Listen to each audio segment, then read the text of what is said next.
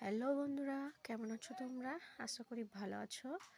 তো আজকে আজকে সংক্রান্তি এটাই বলে, মায়েরা ঠাকুমারা এটাই বলে শুনেছি। তবে যাই হোক, আজকে সংক্রান্তি, সবাইকে পিঠে খাওয়ার নিমন্ত্রণ দিলাম। তো দেখো, সকালবেলা চাল বেটে নিয়েছিলাম।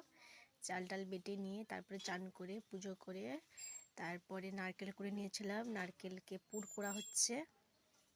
পুর করে নেওয়ার পর দেখো, পারি না সেরকম, তবুও চেষ্টা করলাম।